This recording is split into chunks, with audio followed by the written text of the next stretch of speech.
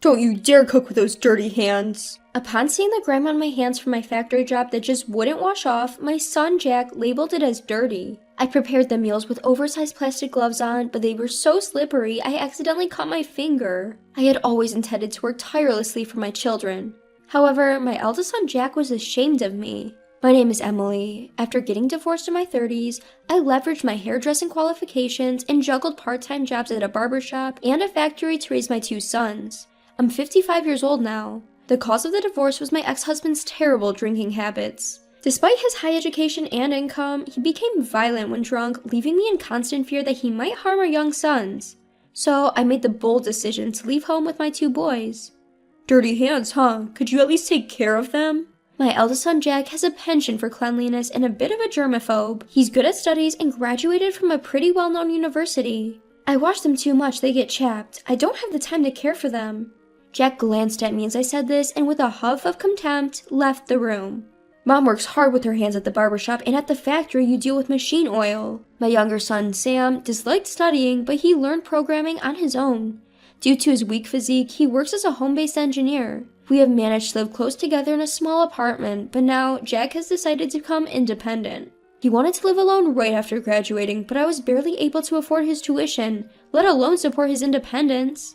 Are you kidding me? Working from dawn till dusk and this is all you've got? Are you secretly using the money you earn for yourself? He'd say this bluntly to me, wearing fraying sweatshirts, worn-out jeans, and sneakers with worn-out heels. My eldest son Jack often came at me harshly. Maybe we just didn't get along.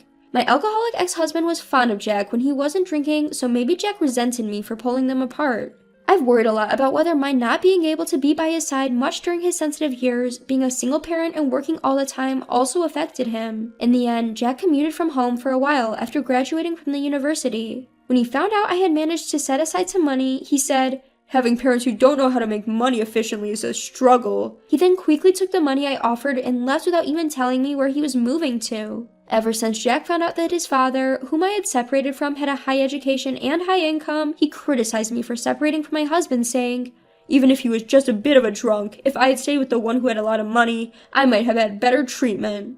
Despite being such a tough character, the independence of my firstborn, for whom I had suffered, was both joyful and lonely. I shed some tears and went to sleep that day. Even after that, whenever he was a bit short on money, he would come home, take the money I had earned and saved, and although my younger son Sam tried to stop him physically, he would end up losing to his physical strength and letting him take it, making it hard for me to save money for my old age. One day, I got a message from Jack saying he was getting married. "I've arranged for a meeting with the family, so make sure you don't embarrass me. Make sure your clothes and hair are in order before you come." Even he warned me, but I was very happy. If he had someone important in his life, Jack might change. I thought he would naturally learn about love, something I couldn't teach him from the woman who was to become his wife. However, there was no context for a while. I anxiously waited for the schedule for the meeting, but I also had work, so I went to my part-time job at the factory as usual. During work, my cell phone rang, and as I was waiting for a message from Jack, I stopped my hand and answered the call. The voice saying hello was Jack's. When I asked him about the date for the meet and greet with the in-laws, he said, "Nah, her parents are business people, likely have a keen eye for people. They're different from our family, so you don't have to come." Then, without waiting for my reply, he hung up the phone. That's when I realized how much happier I was about Jack's marriage than I thought. Ever since he left home, I was always worried about whether he was doing well or if he had caught a cold. Knowing that he'd have someone by his side when he got married was truly comforting. I wanted to meet the woman who loves my firstborn son, to ask her to take care of him, but I was disappointed when he said not to come. My younger son Sam heard this and said, "What the heck? I just got a new suit for nothing?" Man, Jack is so selfish. But a few days later, as I was about to head home after work, my phone starts ringing. It was Jack, so I answered and he said, "Her parents insist on meeting you. Come over now. Don't keep them waiting." Suddenly, I was in a rush. Should I risk being disrespectful by showing up in my dirty work clothes, or would it be more disrespectful to keep them waiting while I change? I knew I'd be quite late if I went home to freshen up, so I reluctantly decided to go as I was. On the way, I bought some drugstore makeup, did a quick touch-up, dusted off my clothes, and headed for the meet and greet at the restaurant. It turned out to be a high-end restaurant, and I felt intimidated, but there was nothing I could do at this point. I mustered up my courage, approached the table, and stammered, I'm sorry for keeping you waiting. I'm Jack's mother, Emily. Thank you for this opportunity." When the in-laws and Jack's fiancé stood up to greet me, they began to guide me to my seat, but Jack interrupted. My mom has all sorts of allergies, so she can't eat at unfamiliar places. Today's really just for greetings. I don't have any allergies, but playing along and bowing apologetically, I practically let Jack chase me out of the restaurant. I'm sure he must have thought my attire was disgraceful. I wanted to talk a bit more with his fiancée, but I had no choice but to return home disappointed. Sure enough, Jack called me the next day. "Why did you show up looking like that? That was embarrassing. Don't you know what a dress code is?" He scolded me harshly. Sam, who was listening to the conversation, snatched my phone and defended me. "Mom was ready with a nice dress and you're the one who told her she didn't need to come, remember? Then you suddenly asked her to hurry over after work. What else was she supposed to do?" I took back the phone and said, "That wonderful restaurant, indeed I was out of place. I wonder if their parents were upset." "They asked about where you work, what allergies you have, all kinds of things. Thanks to you, I was highly suspected." He continued, "I'm after inheriting the business her parents run. I don't know what the business is about, but essentially it's good to be in a position where I can employ others. I don't plan to be employed by others at my current company forever, so don't get in my way." There were a lot of things I wanted to say to Jack as a parent, but I knew he wouldn't listen to me. It seemed like he wanted to say that a mother like me was an obstacle. In the end, he spat out his final words. "Low-income factory workers don't need to come to the wedding." I was shocked to hear this, but said, "If that's what Jack wants, that's fine with me." Seeing one's child find happiness is the greatest joy for a parent. I wanted to celebrate this new beginning together, but if my son does not wish for it, it's probably best that I don't attend. When I ended the call with Jack, it felt like I was also severing the bond of parent and child, which was deeply saddening. I remembered the face of the young lady who would be his wife, to whom I could barely say a proper greeting. Her parents seemed refined and had a gentle atmosphere about them. Thinking that they would become Jack's family from now on filled me with an indescribable loneliness, but I forced myself to accept it and went to sleep. After that, I continued to work at the barbershop and the factory, trying to switch my feelings off. I still have Sam. When Sam gets married, I want to be able to contribute whatever money I can, so I need to keep working hard. One day, about 2 weeks before the wedding, Jack contacted me again. I had thought our relationship was nearly severed since he said I didn't need to come to the wedding. Yet, at this stage, he was still pushing more unreasonable demands onto me. "Weddings cost money, you know that, right?" "I know, but I don't have any more money to give you. Besides, if it's money for a wedding, shouldn't you have saved some yourself since you're working?" I replied, and he seemed annoyed, probably because I hit a nerve. "Are you saying you can't even afford to pay for your child's wedding? There must be some way. Borrow it from somewhere." He wasn't listening. I gave in and said, "Fine, I'll arrange for it. Come by the house again to collect it." After that, Jack finally seemed satisfied and hung up. A few days later, Jack came to collect the borrowed money. He took it with a smug smile, said nothing, and left. I felt a huge responsibility for having taken on so much debt, even if it was for my child. Jack's wedding wasn't the only thing on my mind. I thought if something happened to me, this debt might be passed on to Sam. I knew I needed to work hard to repay it as soon as possible. Then, one day, a man who said he was a customer came to the factory where I worked. I was called by a coworker to the office, and there a surprising person was waiting for me. Days passed, and the day of Jack's wedding arrived. I had been told not to come, so I had no intention of going, but I worked as usual, praying for my son's happiness in my heart. Then I was called from the office. Jack was on the phone, seemingly in the middle of the wedding. I picked up the phone and asked what was going on, and in a panicked tone he said, "Mom, come to the wedding now."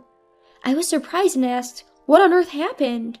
He just said to hurry up and bring Sam too, so I quickly got ready and headed to the wedding venue. When I arrived at the venue, a staff member was waiting, and I was quickly escorted to the hall. When I opened the door that was pointed out to me, I was suddenly in the spotlight and couldn't make out my surroundings. Then, the father of Jack's bride announced, "This is Jack's mother. Please welcome her with applause." I became the center of attention, feeling both embarrassed and happy, and while bowing to the people around me, I took my seat as guided.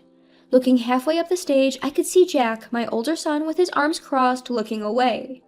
Dressed in a new suit, it appeared as if he was embarrassed, or possibly angered by his mother being introduced in front of so many people. Then, there was my younger son Sam beside him saying, "Don't mind Jack, let's have fun. We've been invited by the bride's father himself." That's right. The man who had come to visit the factory before the wedding was the father of Jack's bride. When the bride's father had asked Jack why his mother wouldn't be attending the wedding, Jack had been vague in his reply, so the bride's father had taken the trouble to visit the factory. Even Jack couldn't defy the bride's father. Meanwhile, Sam was starting to dig into the feast before him, exclaiming how delicious it all looked. Thanks to Sam's cheerful and kind demeanor, I could truly appreciate the joy of witnessing my son's special moment in such a grand setting. After that, the wedding reception progressed in a friendly manner, reaching its climax and ending without a hitch. When we finally left the venue, I felt relieved as I managed to convey my blessings to both Jack and his bride. Taking a breather, I went to express my gratitude for the day to the bride's parents.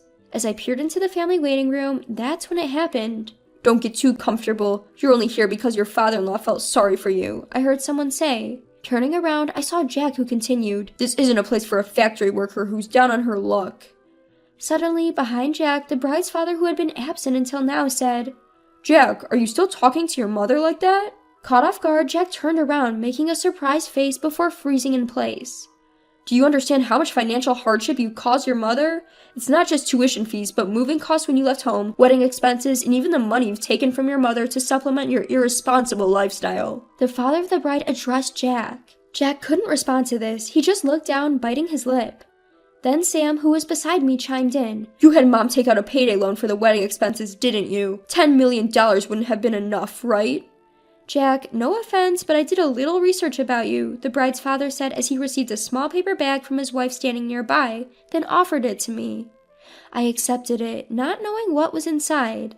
"I am returning this large sum of money we received from you for the wedding to your mother, and in return, I want you to work at our daycare center and pay the wedding expenses from your salary," he told Jack. Taken aback, Jack lifted his face and looked up at his bride's father. The bride's father's business was a private daycare center. "But when you say work, I don't have any qualifications to be a childcare worker, and I've never worked with small children. Do you mean helping with the business as a manager?" Jack asked, sounding uncertain. Then, with a calm look on his face, the bride's father said, "A manager? Absolutely not. The people who entrust their children to us are hardworking mothers who do it for their families."